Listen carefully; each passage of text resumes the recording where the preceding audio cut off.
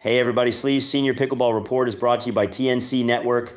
Get ready for an exciting episode of People of Pickleball with me, Mike Sleva. We're about to dive deep into conversations with influential figures from the world of pickleball. So let's get it going.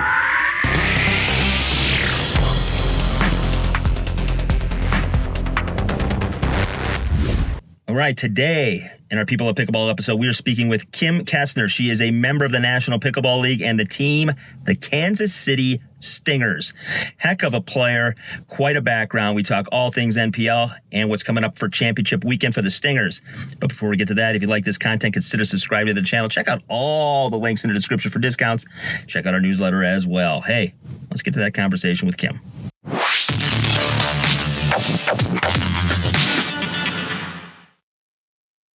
All right. Hey, we have Kim Kesner from the Kansas City Stingers of the National Pickleball League. Welcome to the Senior Pickleball Report, Kim. Thank you. Thanks for having me. Absolutely. Before we get into, your season so far and obviously the last event you had in Kansas City during PickleCon, I always start with how we got into this game, and you're no exception. So give us a little bit of background, maybe some how you got into it, what your past sort of athletic careers might have been and things like that, and how this football game sort of took your life over a little bit. Yeah, absolutely.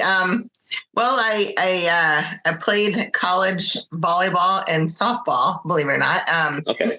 I did grow up playing tennis and got back into it when I got out of chiropractic college and so was heavy into tennis, which transfers over very well.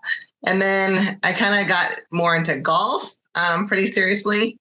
And then someone introduced me to pickleball, like 7 years ago and said, come try it. And oh my gosh, as soon as I played a first tournament, I dropped every other sport I played and I've done nothing since. So Yeah. So you're sort of old school. I mean, you talk to a lot of people and they started like myself, during COVID, but you're sort of pre-explosion a little bit of the game. So that being said, like what's kind of gone through your head in the last few years? I mean, obviously, I don't know if anybody saw that, one, there'd be professional leagues, and two, professional leagues for over, people over 50. So yeah. Talk about what you've seen in the last 7 years and how you've sort of reacted to it.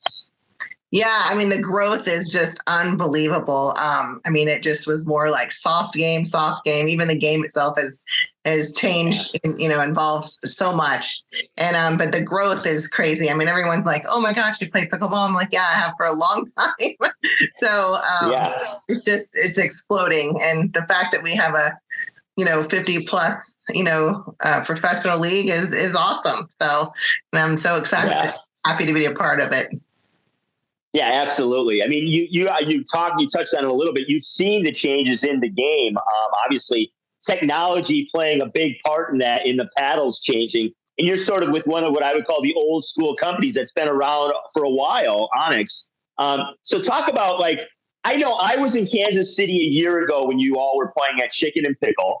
And then I was at PickleCon. I watched your match, one of the early matches, you and Jen playing on the championship court. And I could tell in that year, there were more of driving the third, dropping the fifth than at least in the previous year. So talk about what you've seen in the changes, not only obviously in the last 7 years, but maybe in the league itself. Yeah, I mean, that is the biggest thing is it's just, you're just hitting the crap out of the ball now every single time. And, you got to be up quick to that line to react and go from there. So it's awesome.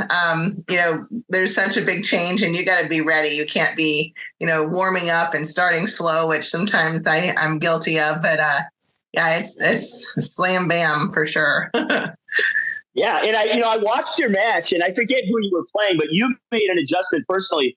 I know what you were doing in the beginning, at least from what I recall, is you were sort of chipping the return high and deep. And then after a while, you started to hit more drives. And so making those adjustments in game, obviously, those are important because the game itself is speeded up so much. I know I've had to change my return a little bit.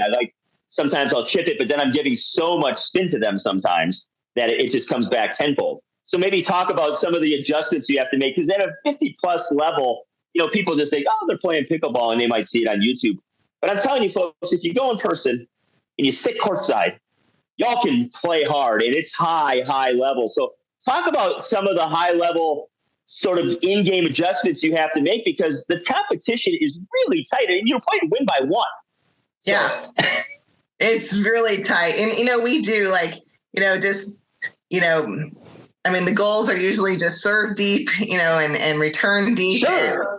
And try to hit the moving target if they're stacking, and and we realized we lost one of those matches or one of the games pretty badly in game one, and we adjusted and came back and won the next two games after that. Right. And it was just focusing on certain shots that we knew that we could win certain points, like hitting the middle more and trying to slow the ball down at certain times and moving that person a little bit more. So that's you just got to figure out your opponent right away, and sometimes it takes a game. Yeah. That's why 2 out of 3 for pickleball is a must for any type of match, because you do have that ability to change throughout the whole match on your strategy. Right. And I noticed, I think, I'm probably at a 4-2, 4-3 level, but I can tell that at the pro level that you're playing at 5-0 and up, that adjustment happens a lot quicker. You seem to recognize patterns faster, make adjustments in game quicker. Don't necessarily stick with something just because that's what you're used to doing. So you're playing in a pro league at 50 plus years old, and you're playing at an unbelievable level. Where do you see this league going? Because obviously, year one you had 6 teams, and then you double it. And I know I've talked to Michael, who plays on your team as well, and they're talking about more and more growth. What do you think of the changes from year one to year 2 and possibly going into year 3 and 4?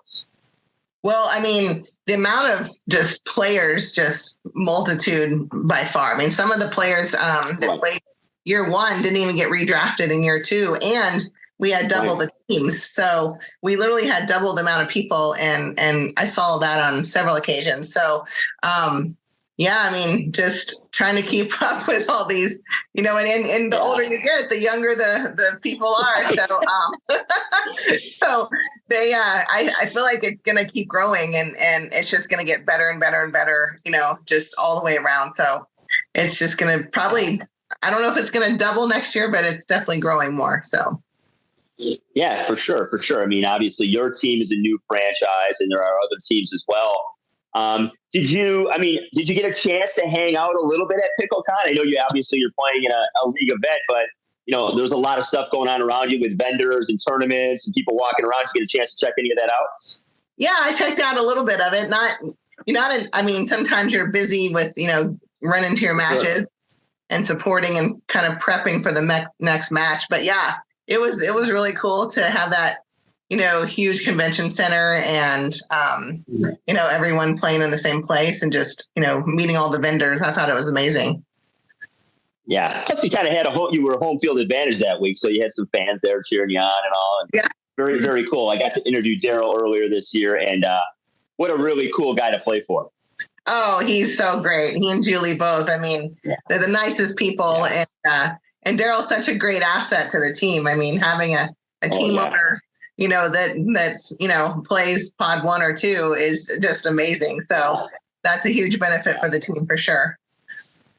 Yeah, talk a little bit. Speaking of high-level players, I mean, you get, obviously to play with what I would consider to be a legend of the game, Jennifer Dawson. What's it like playing with somebody who has that sort of background and, tons of championships and tons of championship experience? Jennifer and I are good friends, and she's just the most amazing player all around. She not only is, one of the best players by far, she, she's the nicest person and most humble player out there. And that's what makes her just more cherished, by everyone is that right there. But, she's so good. And I just try to be the good support partner for her and try to, set up her ball or try to make her, do her thing and try not to make mistakes. So I have a little more pressure on me. Yeah, I like it. Yeah. they're obviously going to target me a little bit more. So I have a lot more pressure on me playing with the legend. Yeah, for sure. But you get to glean off of her and see what she does in situations too. It's got to be nice. I'm sure you've learned a lot playing next to her as well. Oh, definitely. Definitely. I mean, she does, I'll even offer to carry her bag if she needs me to. You're so sweet.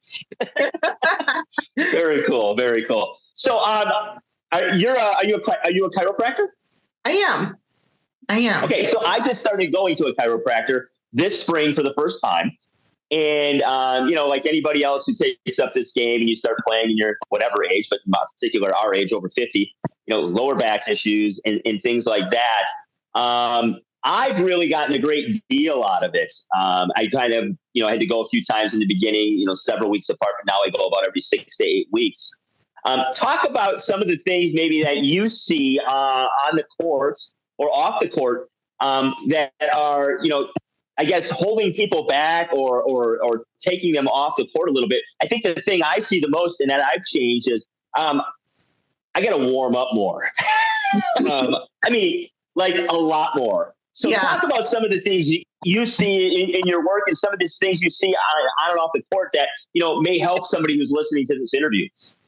Yeah, I mean, all of us at that same age, we're all starting with the same level of stiffness or soreness. And it is true. You really have to warm up. And I've changed even what I do because, you can go and play a match, but then you just go and sit and cheer for your teammates. But if you're not moving around and stretching and kind of preparing yourself mentally and physically for that next game, it's really tough. So a lot of people are stretching, doing movements. Actually, I mean, I've done acupuncture on several people at these tournaments. Oh, okay. From like tweaking their back on practice days, and we need them for the next game. So I've done that, almost every single weekend that I've been there, and and happy to do it. But it helps them get looser for the next match. So just tons of prep time and footwork, and I think the most detrimental thing is footwork and movement, and where you're not preparing for the next shot. So. Yeah, absolutely. Talk to me a little bit about acupuncture. I've never had it done. What's kind of the background or the idea behind it? Well, I mean, it's the oldest practice medicine in the world, and I've been doing acupuncture for 25 years. And oh wow, a lot of patients that I see, are really stiff. So you're not going to get a lot of movement on them with that much muscle soreness or tightness. So I do acupuncture in conjunction with chiropractic, and it works amazing. But acupuncture really loosens muscles and helps inflammation, probably more than anything we offer in our office. And we do also massage therapy as well. But during that acute phase, it really helps the pain and inflammation a lot. So it's effective. Oh, inflammation. Yeah. Yeah. That seems to be the key in my life is keeping down the inflammation in my joints. And obviously, everything else that I try and move in this game. So do you think it helps? Obviously. So then the next day, if you have something done, is there less stiffness maybe or anything like that? Definitely less stiffness. You have more range of motion. And then, you increase your movement because your inflammation is lowered as well. So, and usually people find the result either immediately or within 1 or 2 appointments, and they can see the difference. Okay, I have to check it out. I have somebody in the area that does it. So on. So outside of your practice and outside of NPL, obviously you do some coaching. You live in Colorado, I believe, correct? I do, yes, in Denver. Yeah. Okay. So talk about some of that, like your coaching, and you play a fair amount of events outside of NPL during the year. Yeah, I mean, I play, the Senior Pro Tour. I played some APP tournaments, and just some like local, kind of money ball type tournaments here. Yeah. So I try to play a fair amount. I mean, with NPL now having 6 matches, I probably will play another 6 matches or tournaments. I like to do probably once a month is plenty for me, just still working full time. Sure. Yeah. Yeah. absolutely. Cool. I feel like the people and that talk about your, go ahead. Go ahead. I just said, yeah, working full time, lowers my chances of, playing too many. So that's that. Yeah, that's true. I mean, you look at some people like, I remember following Rick Witskin a couple years ago. The guy played like 30 events. I was like, I don't know how anybody could hold up doing that. And he's a tall, big guy, and he's not light, but some people are blessed with genetics, and obviously some people have some routines that and practices that help them along and keep them on the court. So exactly. Talk about your clinics. Like, do you do some coaching? Yeah, I do coaching.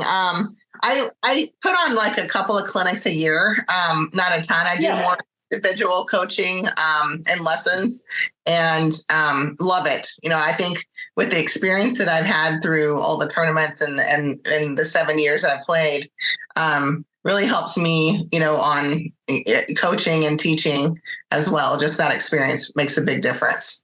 So I do enjoy. Yeah, absolutely. Yeah.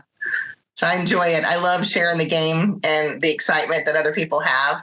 And so, just work them through a whole match and technique. And I love coaching and just, thoroughly making people better and just enjoying the game. Yeah. Do you have a specific level you enjoy coaching the most?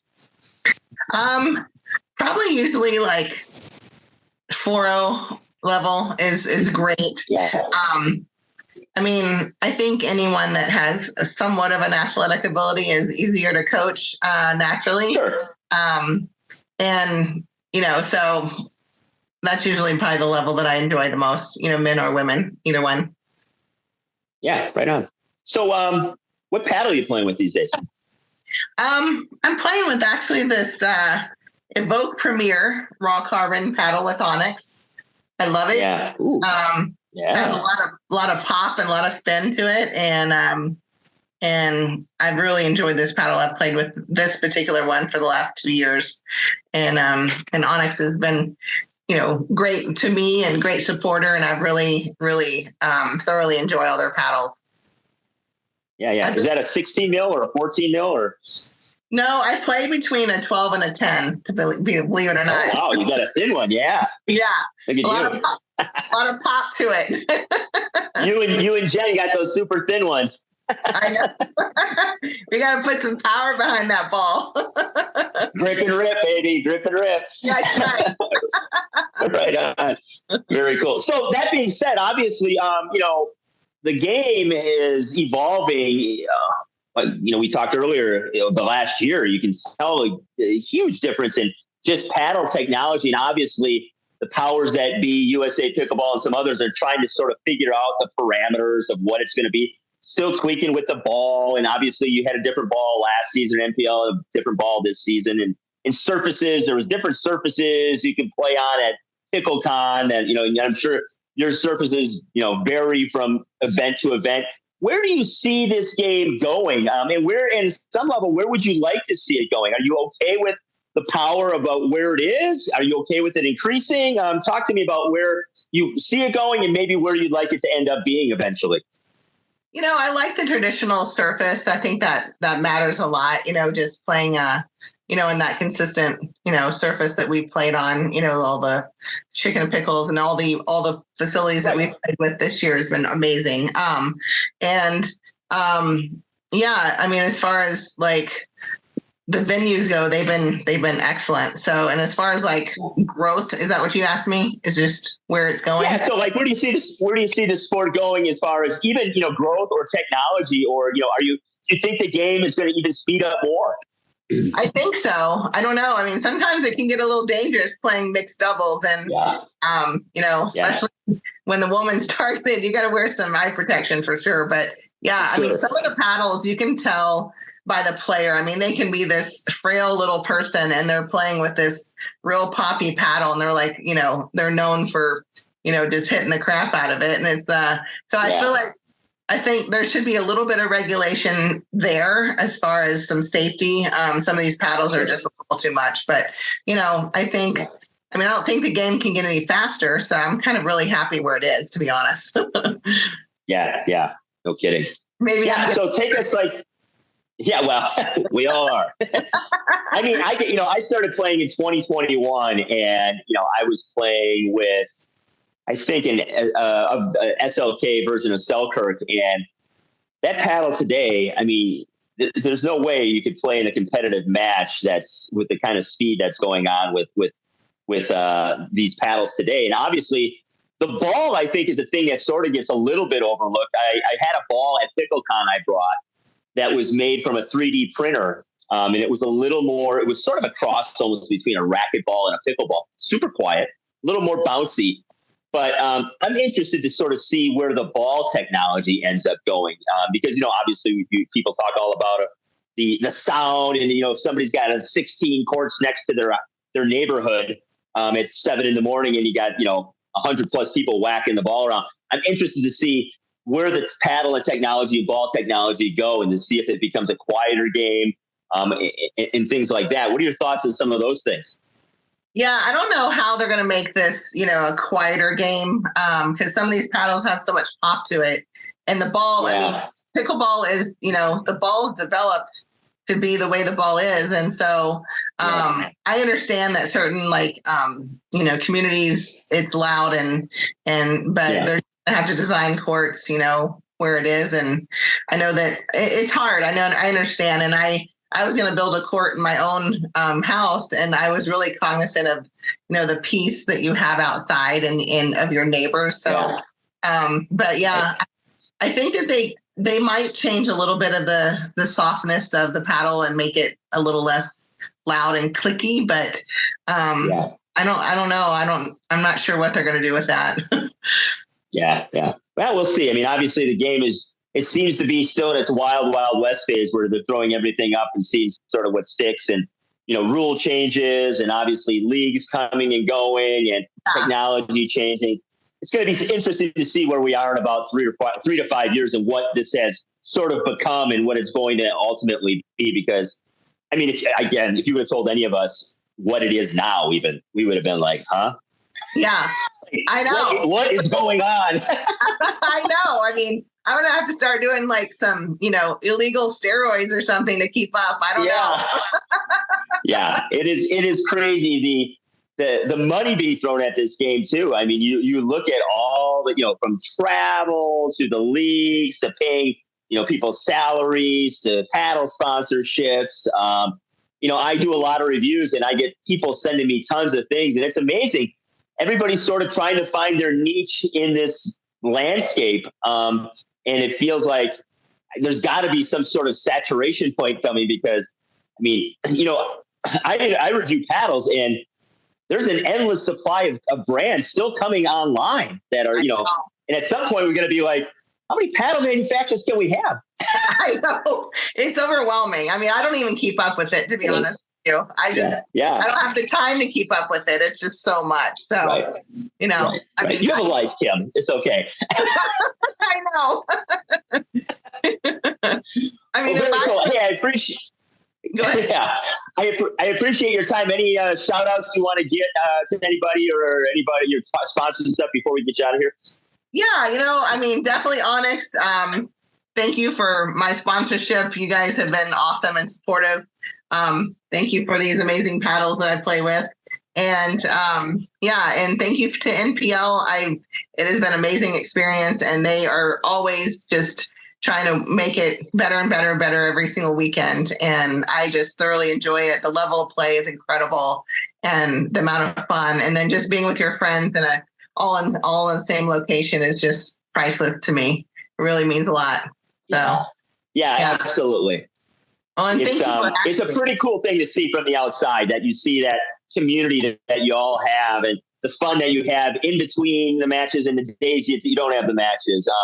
It's a big celebration of pickleball and life. And I think it's, if you want to see how a tour or a league is run and people being treated like professionals, I would say, hey, check out NPL. So absolutely. I agree 100%. It just makes me smile. Yeah, absolutely. Right. Thanks again, Kim. And hopefully next time I'm at an event, we can get a little face to face and talk in person. Okay. Thanks so much for having me. I appreciate it. Hope you enjoyed our conversation with Kim. Check out National Pickleball League action, Cincinnati, end of the month. And hey, at the end of the day, folks, let's pickle.